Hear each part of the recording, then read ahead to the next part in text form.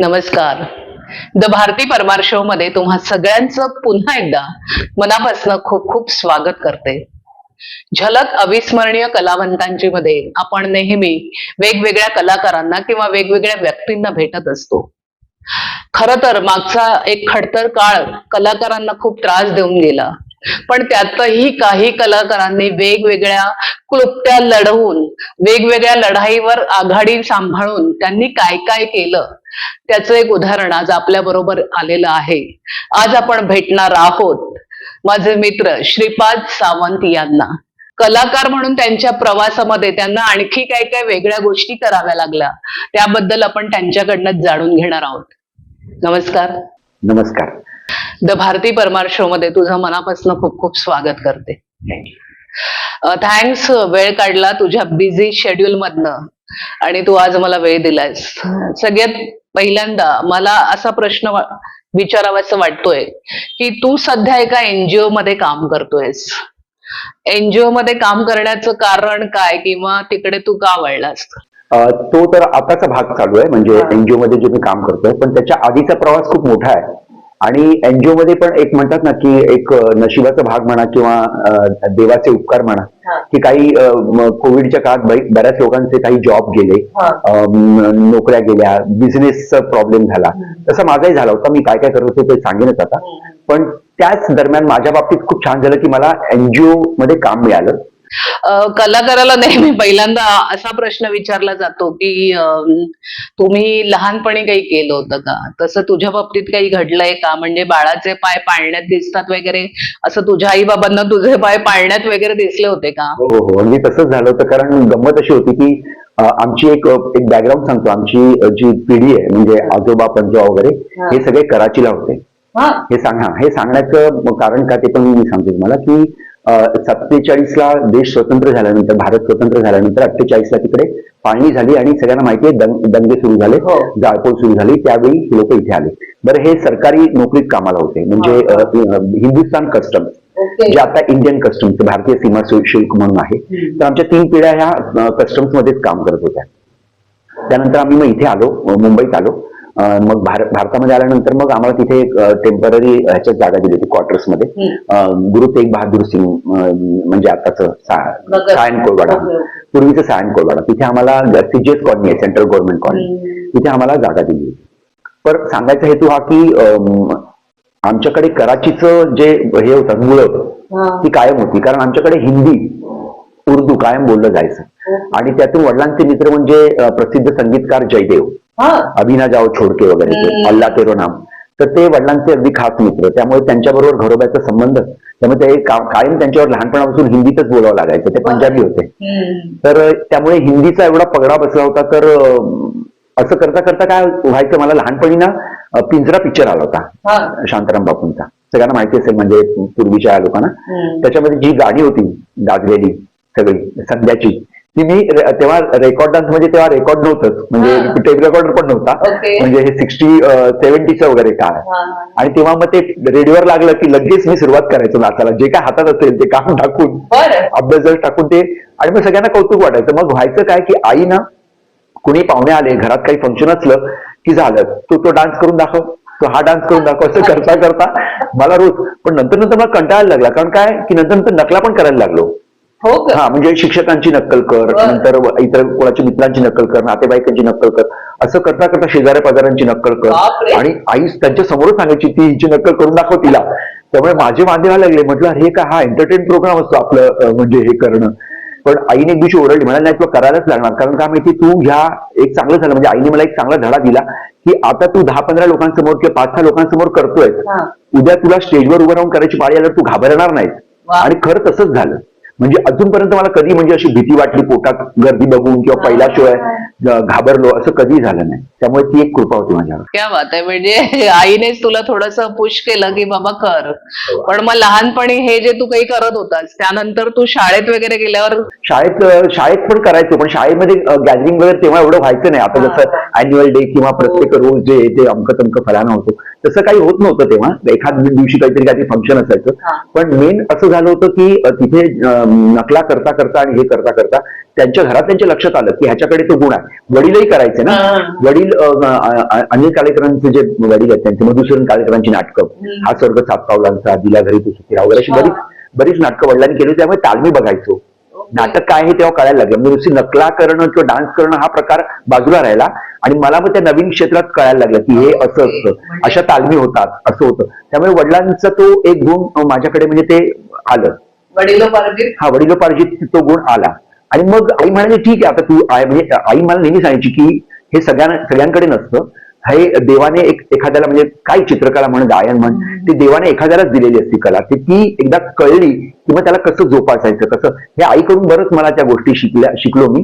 आणि मग मला सुधाताई करमरकरांचं लिटिल थिएटर जॉईन केलं. मग मी ते नाट्यशिबिर आणि नाट्यशिबिर जॉईन केल्यानंतर मला खऱ्या अर्थानं म्हणजे काय म्हणतात, म्हणजे टेक्निकल काय असतं, म्हणजे नाटकाचं टेक्निक काय आहे, अभिनय काय आहे, इतर गोष्टी काय काय असतात, हे सगळं शिकायला मिळालं. आणि तिथे बऱ्याच जणांचं मला चांगलं मार्गदर्शन मिळालं. सुधाताई करमरकर तर होत्याच, पण त्यांच्याबरोबर प्रभाकर पणशीकर, अशोक समय, फैयाज, सगळे मोठे मोठे कलाकार आमच्या बरोबर अगदी. आणि त्यांच्यावर आम्हाला कामं ते लेक्चरला यायचे, गेस्ट लेक्चरर म्हणून.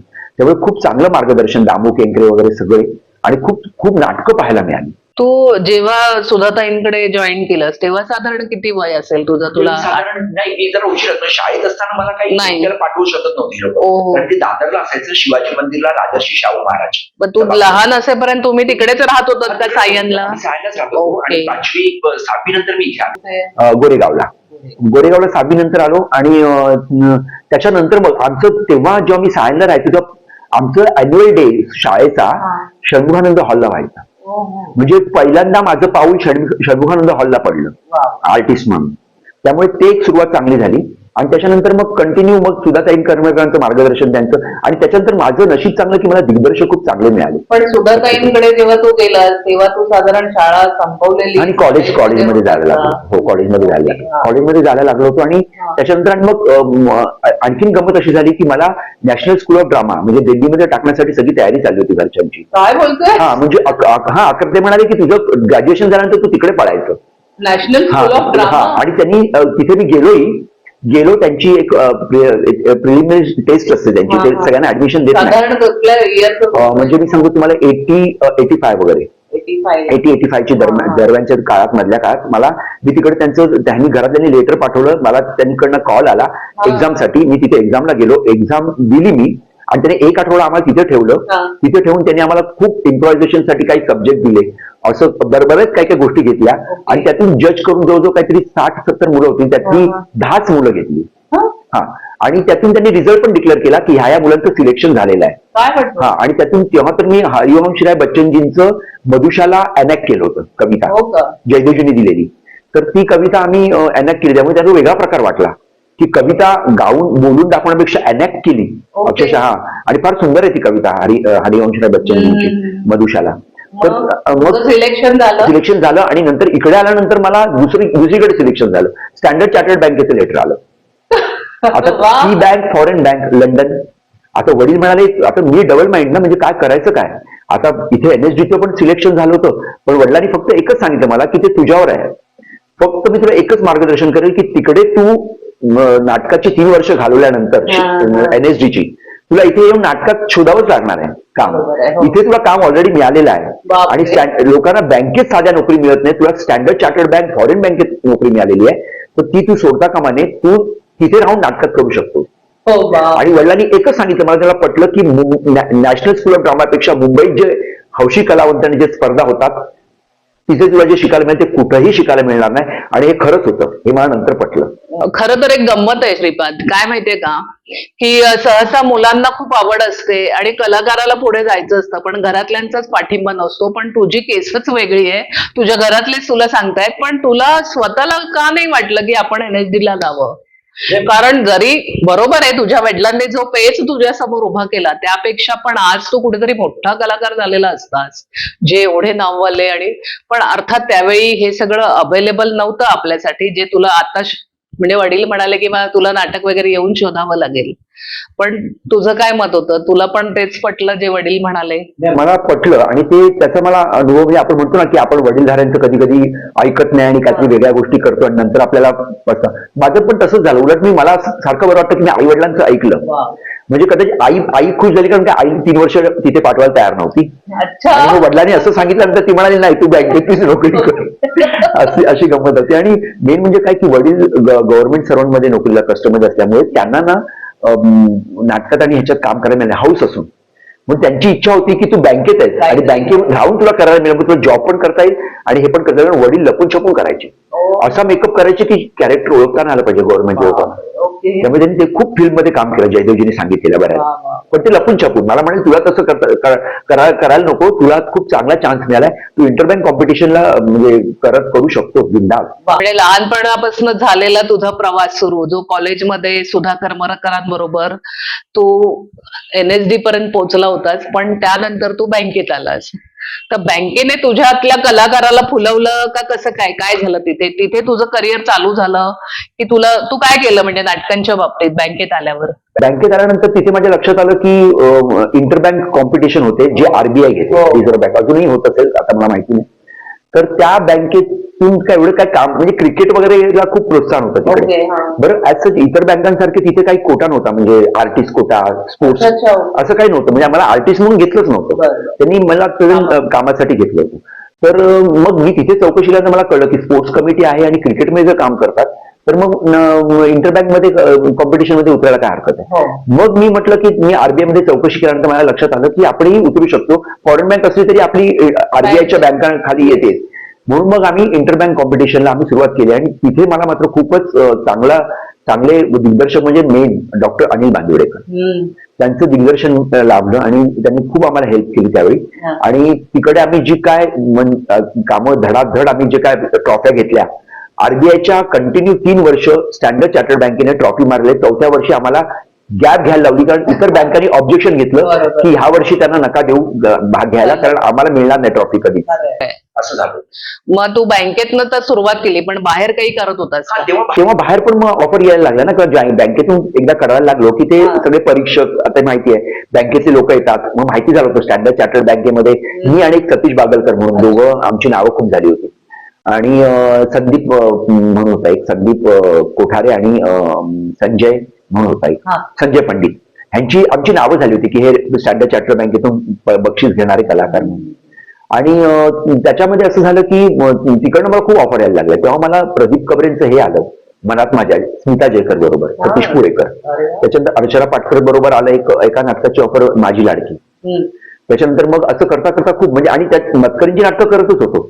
म्हणजे तू व्यावसायिक नाटकात कामं करायला लागलास आणि रत्नाकर मतकरींच्या नाटकात त्यांची कुठली नाटकं केली? बालनाट्य मी केली, एकतर गिरण गावचा धैकाला, त्याच्यानंतर बकासूर केलं मी, लोककथा 78 केलं, माझं काय चुकलं केलं पण ते त्यांनी नव्हतं केलं होतं, मी वेगळ्या स्पर्धेतून केलं होतं ते. आणि मतकरींकडे मला बऱ्याच म्हणजे मतकरींच्या बाबतीत सांगायचं म्हणजे मी एक लेखक म्हणून तर अख्ख्या महाराष्ट्राला माहिती आहे, मी त्यांना अक्षरशः गुरु मानतो. म्हणजे त्यांच्या दिग्दर्शनाखाली आणि त्यांच्या लिहिलेल्या नाटकांमधून खूप मला काम करायला आणि वेगवेगळे प्रकार केले आम्ही. म्हणजे मतकरींकडे तर मी एवढ्या केल्या, आम्ही स्ट्रीट प्ले केलं, पथनाट्य केली, ट्रकचे जे 3 फ्लॅप असतात त्यातला एक फ्लॅप ओपन करून ट्रकचा स्टेज सारखा उपयोग केला. टाटाच्या लहान मुलांच्या कॅन्सर डिपार्टमेंटमध्ये कॅन्सर वॉर्डमध्ये आम्ही प्रयोग केला. रेड लाईट एरियामध्ये जाऊन त्या वेश्या व्यवसायांमध्ये आम्ही 2 बच्चे 2 लुच्चेचा बालमजुरांवर केला. त्यामुळे 2 बच्चे 2 लुच्चे म्हणून एक 2 बच्चे 2 लुच्चे हे बालमजुरांवर एक चांगलं नाटक होतं. कॉमेडी पद्धतीने त्यांनी एक छान धडा शिकवला होता की बालमजूर तेव्हा त्यांनी की बालमजुरी आपल्याकडे असता कामा नये.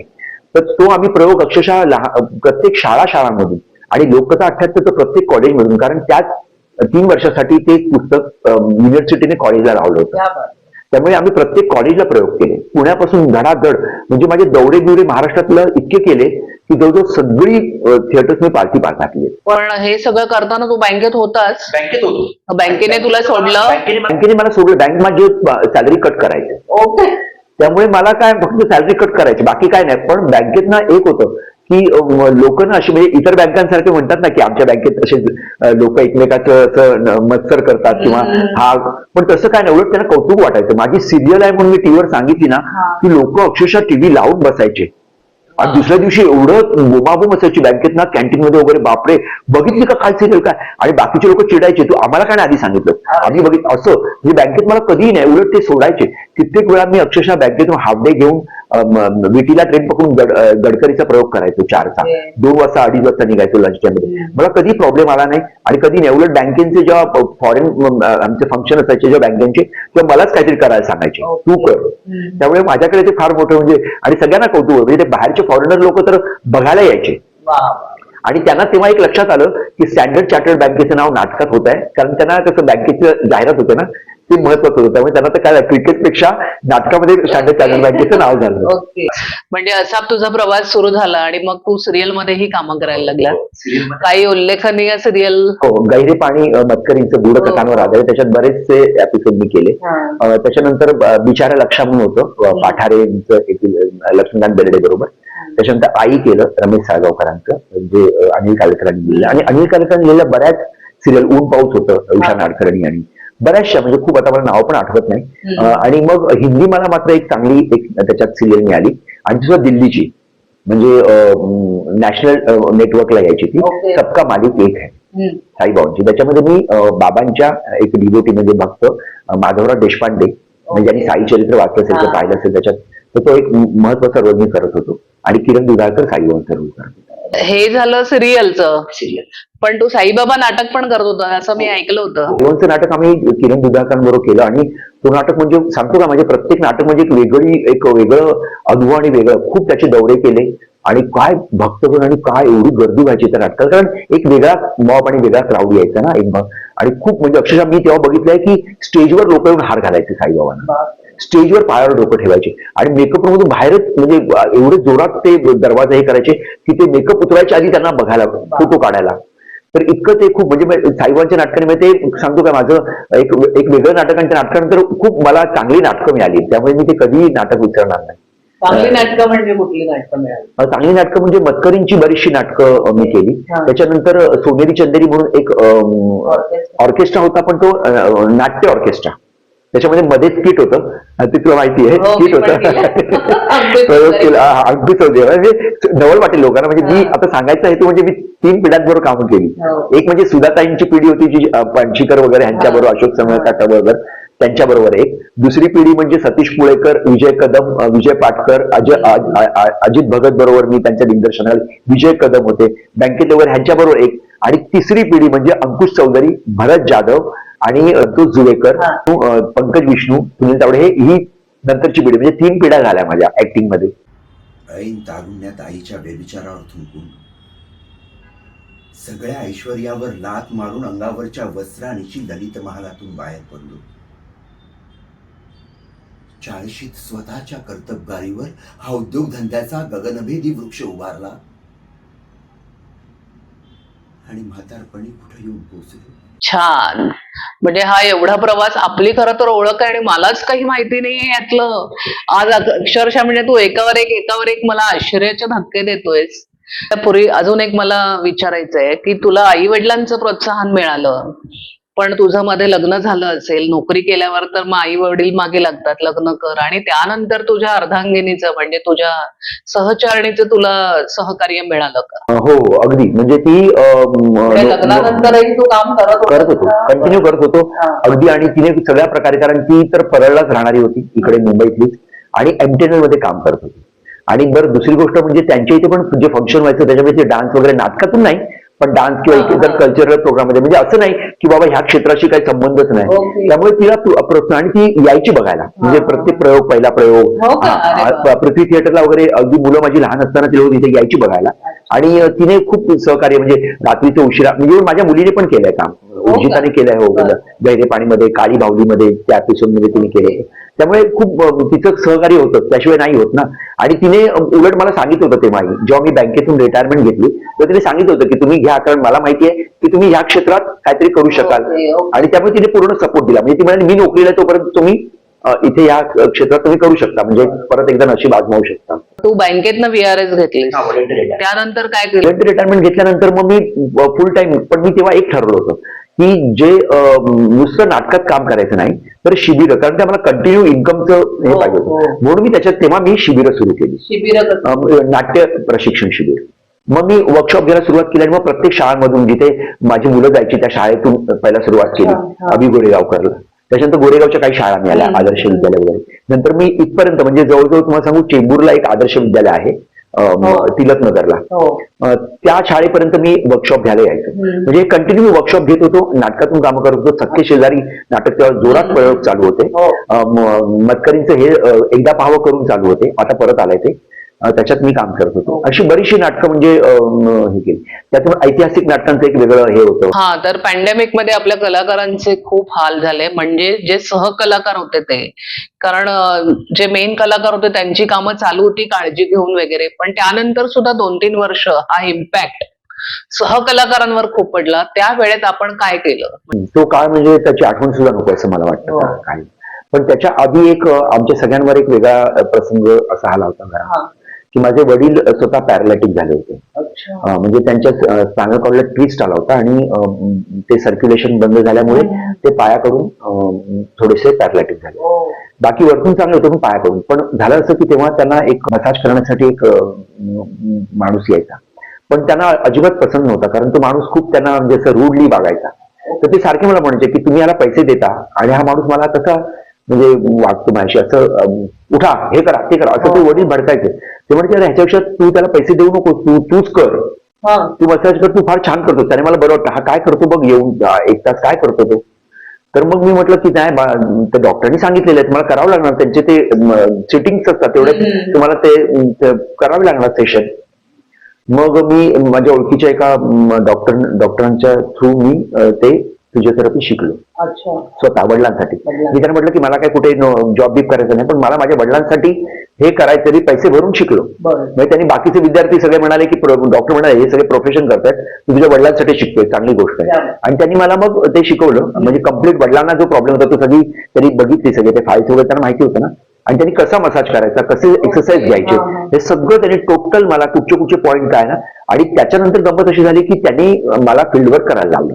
डॉक्टरांनी मला हॉस्पिटल्सला घेऊन जायचे बरोबर, त्यामुळे सगळे हॉस्पिटल्स मी फिरलो.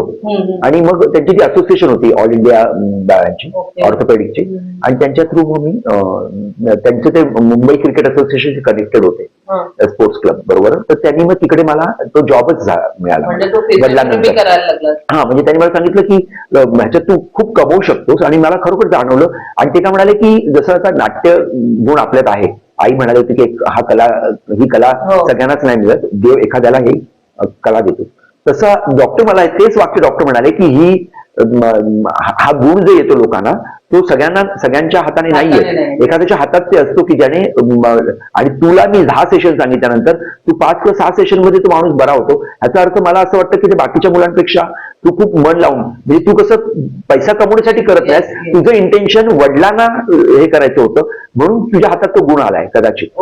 तर तू कंटिन्यू करावी. आणि त्यांनी मला खूप प्रेशर असतं. आणि मग मी ते MCA म्हणजे मुंबई क्रिकेट असोसिएशन त्यांच्याशी कनेक्टेड जे होतं, त्यांच्याबरोबर मी मग सगळे स्पोर्ट्सवाल्यांचं स्पेशलायझेशन वेगळं कसं असतं, जिम मध्ये जाणाऱ्यांचं कसं असतं, असं करता करता मग मी ते फिजिओथेरपी करायला डॉक्टर फिजिओथेरपिस्ट, डॉक्टरांबरोबर मसाज थेरपिस्ट, टोटल त्याच्यामध्ये डीप टिश्यू, थाय, वेगवेगळे सगळे प्रकार मी केलेत. 1 तास 1.5 तास 2 तासाचे डॉक्टर सांगतील तसे सेशन देऊन त्यांना बरं करायचं. म्हणजे बरेचसे प्लेयर्स ना वगैरे, म्हणजे मी सांगतो तुम्हाला मोठे मोठे प्लेयर, म्हणजे आपल्या रेल्वेचा प्लेयर आहे श्याम रहाटे म्हणून बॉडी बिल्डर आहे, फेमस आहेत, संदीप वालावलकर, त्यांना मी मसाज करायचो. त्याच्यानंतर युवराज वाल्मिकी म्हणून हॉकी प्लेअर आहे, त्याला मी मसाज, खूप मोठे मोठे म्हणजे माझ्याकडे मसाज करत होते.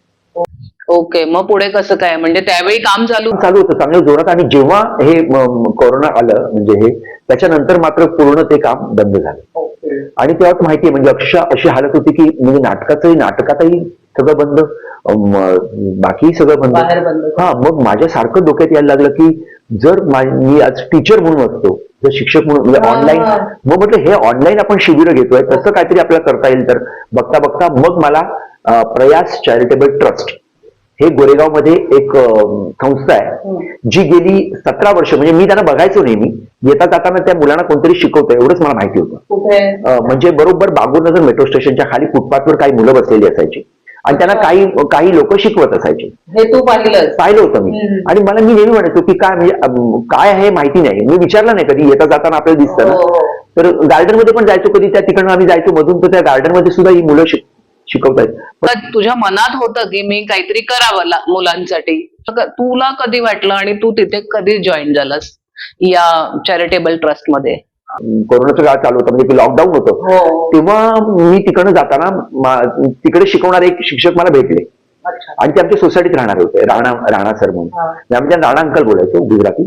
तर ते मला म्हणाले की त्यांच्याशी बोलता बोलता सगळं झालं, माझं हे बंद झालं ते बंद झालं, सगळं असं बोलता बोलता ते म्हणाले की आता आम्ही हे चालू करणार आहोत मुलांचं जे आम्ही शिकवतो ते. मग मी त्यांना विचारलं की हे काय आहे, आणि त्यांनी जेव्हा मला सांगितलं तेव्हा मला कुठेतरी असं वाटलं की मला नेहमी वाटायचं की गरिबांना काहीतरी मदत करावी असं प्रत्येकाला वाटतं, पण काय करायची, मदत काय करायची. मला नेहमी वाटायचं की या गरीब मुलांना काहीतरी शिकवायला पाहिजे, ह्यांना ट्युशन बिशन परवडत नाही ना, त्यांना काहीतरी असं शिकवलं पाहिजे. पण ते शक्य नव्हतं की घरी मुलांना बोलवणं किंवा कुठे जाणं, किंवा एकट्याला मॅनपॉवर लागते, पैसा लागतो. जेव्हा मी ह्यांच्याबरोबर ते सगळं बघितलं, मग मी ठरवलं की जे देवाने आपल्याला बरोबर इथे आणून सोडलंय, मी म्हणतो ना की एक मार्ग बंद होतो ते दुसरा मार्ग देवाने ओपन करून ठेवलेला असतो, म्हणजे तो खुला असतो. फक्त तुम्ही इकडे तिकडे बघा, कळायला पाहिजे. आणि जेव्हा मी म्हटलं ना सद्गुरूंची कृपा म्हणा किंवा काही जे काय असेल ते, मी म्हटलं अरे हे तर म्हटलं एक नवीन दालन ओपन झालं. आणि तिकडे बघितलं तेव्हा त्या संस्थेने, प्रयास चॅरिटेबल ट्रस्ट ही रमेश राऊत म्हणून एअर इंडिया मधून रिटायर्ड एक हे आहेत कर्मचारी तिकडचे, आणि त्यांच्याबरोबर एक नाडर म्हणून आहे. हे दोन माणसं तिथे आहेत आमच्या बरोबर. त्यांची बॅकग्राऊंड वेगळी आहे. मी मला वाटतं त्यांची मुलाखत घ्यावी लागेल तुम्हाला, कारण त्यांचा 17 वर्षाचा काळ, त्याच्या आधीचा काळ, हे सगळं ते सांगतील. मी फक्त आता माझ्या बरोबर सांगतो की जे नाडर सर म्हणून आहेत, तो माणूस एकही अक्षर शिकलेला नाहीये. काय म्हणतो? एकही अक्षर शिकला नाही. हा केरळाहून पळून आलेला माणूस आहे इकडे, आणि त्याने कांदे बटाटे उचलण्याची, पोती उचलण्याची कामं केली माणूस. जो माणूस फुटपाथवर झोपायचा, वडापाव खाऊन त्याने दिवस काढले, त्याच्या फक्त डोक्यात एकच होतं की मी शिकलो नाही, गरीब मुलांनी शिकावं. हा एकच ध्यास घेऊन हा माणूस सतत काम करता करता हळूहळू त्यांनी मॉडर्न ब्रेड काय कुठच्या तरी एका ब्रेडच्या कंपनीमध्ये एजन्सी करता करता करता करता हळूहळू आता तुम्ही यू वोंट बिलीव्ह त्याचे 3 फ्लॅट आहेत वर्सोव्याला, 4 बंगला 7 बंगल्याला, आणि त्याचे फ्लॅट आहेत 3. आणि हे रमेश राऊत त्याला भेटले, अशीच त्यांची भेट झाली, कारण त्यांच्या बिल्डिंगच्या खाली ह्याचा फ्रूटचा धंदा होता. आणि मग हे शिकवले, त्यांची मिसेस आणि शिकवायचे, त्या मेड जे घरात काम करणारे बायका असतात त्यांची मुलं घेऊन घरात शिकवायचे, हे त्याला माहिती होतं. मग हे दोघं एकत्र आले आणि मग ते प्रयास चॅरिटेबल ट्रस्टचा जन्म झाला. म्हणजे एनजीओचा हा जन्म झाला. आणि हे प्रयास चॅरिटेबल ट्रस्ट 17 वर्ष अविरत काम करते. आता 18 वर्ष चालू आहे. आणि आता आम्ही थोडे मुलं गार्डन मध्ये आणि थोडी मुलं फुटपाथवर, 1ली ते 12वी पर्यंतची मुलं, ही मुलं सीए झाली आहेत, मेडिकलला गेली आहेत, बड्या कंपन्यांमध्ये नोकरीला लागले, फॉरेन मध्ये आहेत, खूप ठिकाणी नोकरी करतात आणि खूप बरं वाटतं. पण आता तर मी त्यांच्या थ्रू, त्यांच्याकडे जे कम्युनिटी सर्व्हिससाठी ज्या बीएडच्या स्टुडंट येतात त्यांना लेक्चर द्यायला सुद्धा जातो. मालाडला त्यांचं कॉलेज आहे, Lords college of DEd and BEd, त्यांना लेक्चर द्यायला सुद्धा मी जातो. म्हणजे त्यांनी युनिव्हर्सिटीने जो आता त्यांच्यासाठी एक नवीन विषय ठेवलाय ड्रामा अँड ऍक्टिंग साठी, ते शिकवायला मी तिथे लेक्चर जातो. म्हणजे त्यांच्या थ्रू मला इथेही म्हणजे सगळीकडे चालूच राहिलं. आता 26 जानेवारीला पण आमचे डान्स आहेतच, स्किट्स आहेत, नाटक आहेत, सगळं आहे. म्हणजे तो भाग कायम सुटलेला नाहीच आहे. तुझं काम कुठल्याही प्रकारात चालू आहे. हे सगळं आपला प्रवास झाला, पण या सगळ्यात असे काही अविस्मरणीय प्रसंग घडतात प्रत्येक माणसाच्या आयुष्यात. तुझ्या आयुष्यात काही घडलाय का, आधी कधी किंवा नंतर किंवा मध्ये तर माझ्या आयुष्यात म्हणण्यापेक्षा आमच्या म्हणजे माझ्या वडिलांच्या बाबतीत सांगतो की माझे वडील कस्टम्स मध्ये होते आणि स्मगलर्सना पकडलं. आणि सगळ्यात जास्त जेव्हा त्यांचं व्हॅल्युएशन होतं ना, त्याच्यामध्ये माझ्या वडिलांनी सगळ्यात जास्त व्हॅल्यू म्हणजे त्यांनी जे ड्रग्स, सोनं, अफू, चरस, गांजा आणि जे काय म्हणजे हे स्मगलिंग होणारे जे काही पदार्थ आहेत ते, त्याची व्हॅल्यू काढल्यानंतर जी व्हॅल्यू झाली ती व्हॅल्यू बघता त्यांना मग प्रेसिडेंट अवॉर्ड साठी त्यांचं नाव, कारण माझ्या मिळाले, हो माझ्या वडिलांना प्रेसिडेंट अवॉर्ड मिळाला. आणि सगळ्यात मोठी केस एक म्हणजे सीबीआयच्या लोकांना सुद्धा त्यांनी पकडलं होतं. हा म्हणजे सेंट्रल ब्युरो ऑफ इन्व्हेस्टिगेशन चे जे हे आहेत त्यांच्या लोकांना सुद्धा वडिलांनी स्मगलिंगच्या याच्यामध्ये पकडलं. त्यामुळे ते नाव दिल्लीपर्यंत गेलं होतं वडिलांचं. वडिलांचं नाव लक्ष्मण सावंत होतं, पण त्यांना बाबी बोलायचे. तर बॉबी सावंत हे नाव दिल्लीपर्यंत पोहोचलं आणि इंदिरा गांधींनी त्यांचं नाव रेकमेंड केलं की ह्यांना ह्या वर्षीचं प्रेसिडेंट अवॉर्ड द्यायचंच कसंही करून. पण तुम्हाला त्यांनी पकडल्यामुळे या लोकांची काही भीती खूप खूप म्हणजे माझ्या वडिलांना खूपदा मारण्याचा प्रयत्न केला. त्यांची रिक्षा उलटी करणं, त्यांच्या तोंडावर ऍसिड फेकणं. म्हणून माझ्या आजीने वडिलांना शपथ घातली होती की ह्याच्यानंतर कुठच्याही मुलाला किंवा ह्याच्यानंतरच्या पिढीने कस्टम मध्ये जाता कामा नये, कारण तू घरात येईपर्यंत आमच्या डोक्यावर टांगती तलवार असते, तू कसा येशील. खूपदा माझ्या वडिलांना फ्रॅक्चर झालाय, खूपदा. आणि वडील किंवा किती लहान मुलांना इनोसंट पकडलेलं असतं, वडील खूप मारायचे आणि घरी येऊन रडायचे की माझ्यापेक्षा लहान म्हणजे माझ्या मुलांपेक्षा लहान मुलांना मी आज मारलो का, तर स्मगलिंगचा माल त्यांच्याकडे कोणी पाठवला होता आणि त्यांना पकडलो. ते सगळं बघता मग आम्ही कस्टम मध्ये गेलो नाही कोणी. सगळ्या क्षेत्रात तू तसं नाव घेतलंयस अनिल बांदिवडेकर म्हणून. गुरु म्हणून कोणी लाभले का? हा, पहिले गुरु म्हणजे माझे मी सांगेन की कॉलेजमध्ये असताना जे मी केलं इस्माईल युसुफला, तेव्हा मनोहर शिंदे त्यांचं, मनोहर शिंदेचं त्यांनी मला स्टेजवर उभं केलं. छोटा रोल दिला त्यांनी मला तेव्हा, पण त्याच्यानंतर मग जी काय आम्ही म्हणजे मैत्री झाली. पण त्याच्यानंतरच्या काळात म्हणजे मी बाहेर करतच होतो ना, पण नंतर जेव्हा मी बँकेत होतो तेव्हा ते मला परत सिडनॅम कॉलेजमध्ये भेटले. आणि सिडनॅम कॉलेज नंतर मग त्यांनी मला विचारलं की तू आता करशील का, करतोस का. म्हटलं हो, तुम्ही जर करत असाल तर तुम्ही सुरुवात केली तर तुम्ही तुमच्यावर करेन मी. आणि मग मला कामगार कल्याण केंद्राच्या इथे ते घेऊन आले आणि मग अनिल कालेकरांबरोबर त्या सगळ्या सिरियल वगैरे अशी ती सगळा प्रवास सुरू झाला. तर तू बराच काळ वाहून गेलाय मध्ये, लहानपणापासून आतापर्यंत. तुला असं वाटतं का अजून काही राहून गेलंय करायचं? नाही, राहून गेलं असं वाटत नाही की काय, मी समाधानी आहे. म्हणजे कसं आता बघा ना की जे जे प्रकार नाटकाचे ते सगळे हाताळले, सगळं केलं. ऐतिहासिक केलं, विनोदी केलं, सगळं केलं. डान्सचे ग्रुप केले, डान्स केले. आणि आता जे शिकवायची इच्छा होती म्हणजे मुलांना वगैरे, ती सुद्धा माझी पूर्ण झाली. सिनेमे पण झाले, सिनेमा पण केले. मधुचंद्राचे रात्र केला प्रशांत दामले बरोबर. बिचारा लक्षा केल्या अशोक सराफ आणि लक्ष्मीकांत बेर्डे, विजू कोटीचा मुलगा दाखवला होतो. त्यामुळे फिल्मही झाले, सिरियल झाले, सगळं झालं. आणि आता समाधानी आहे. म्हणजे आता मी काय करेन तर ते फक्त आपल्या समाजासाठी काहीतरी करावं एवढीच इच्छा राहिली. आणि म्हणून मी आता कायम त्यांच्याबरोबर राहणार आहे. आणि त्यांची बरीचशी कामं मी माझ्यावर मुद्दाम एनजीओ बरोबर, आणि मी बरीचशी कामं त्यांना म्हटलं की आता तुम्ही तुमची बरीचशी कामं मला द्या, कारण मला इंटरेस्ट आहे, मी खूप आवडीने ती करतो. त्यामुळे तेही खूप खुश आहेत आणि तेही मला पुढे पुढे करतात की आता तू हे बघ. आप में से कितने लोग राणा सर को पहचानते हैं? छोटे बच्चे नहीं पहचानते होंगे, यहाँ बहुत सारे लोग पहचानते हैं। राणा अंकल को पहचानते हैं क्योंकि वो बहुत पहले अपने यहाँ प्रयास में काम करते थे, यानी सिखाते थे, बराबर। तो बड़े बच्चे पहचानते होंगे और उन्होंने पढ़ाए हुए बच्चे अभी सब कॉलेज वॉलेज में जाके कोई जॉब भी कर रहे हैं, समझ में आई बात। तो आपको मालूम है राणा सर यहाँ से शिफ्ट हुए, यहाँ रहते थे ना बांगू नगर में, बांगू कल्याण में, वो बड़ौदा शिफ्ट हुए। ओके, अभी बड़ौदा शिफ्ट होने के बाद वो चुप नहीं बैठे, उन्होंने वहाँ पे क्या किया, जैसे हम लोग ने प्रयास चालू किए ना राउत से नाडा सर मिलकर जो प्रयास चालू किए जब विद्यो स्कूल के यहाँ, वैसे उन्होंने बड़ौदा में एक प्रयास जैसे ही एक संस्था अपनी जैसे एनजीओ चालू की। उसका नाम पता है आपको क्या? हाँ, कोशिश। उसका भी नाम देखो, प्रयास से सिनोनिमस बोलते हैं ना आप, समानार्थी। तो प्रयास का अर्थ है कोशिश, तो उन्होंने नाम भी ऐसे रखा कोशिश। और वहाँ पर भी कुछ कम बच्चे, अभी शुरुआत की है, ज़्यादा बच्चे नहीं है। लास्ट ईयर भी, आज उनका बर्थडे है, 9 दिसंबर को उन्होंने चालू किया था। लास्ट ईयर हम लोग सब लोग गए थे उनको विश करने के लिए, और वहाँ पे बहुत बड़ा फंक्शन भी था। तो आज हम लोग सब लोग मिलके उनको विश करेंगे। तो उनका नाम क्या है संस्था का? कोशिश। तो हैप्पी बर्थडे टू कोशिश करेंगे। ओके, चलो रेडी, 1 2 3 स्टार्ट।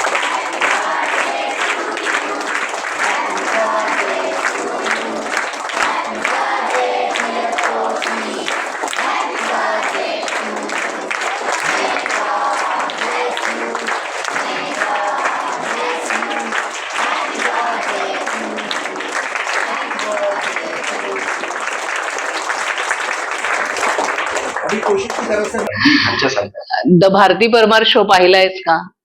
हो, मी तू पाठवलं म्हणजे हे केलं, बरेचसे बघितलेले बरोबर, छान वाटलं. जे म्हणजे त्याचे एक टॅगलाईन होती की काळाच्या आड म्हणजे पडद्याआड गेलेल्या लोकांना आम्ही पुन्हा एकदा उजेडात आणण्याचा प्रयत्न आम्ही हा शो द्वारे करतोय. तर तुला त्याबद्दल काही बोलावंसं वाटेल का त्या शो बद्दल? खरंच मला पहिलं म्हणजे मी तुला, आता आपण इतकी वर्ष एकत्र आहोत आणि तू हे जे काय वेगळं केलंस ना, ते म्हणजे तुझं कौतुक आहे आणि तू अभिनंदन करतो. कारण तू आज किती झाले तुझे टोटल? आपला 92वा असेल. हा, म्हणजे जवळजवळ तू आता सेंचुरी मारते.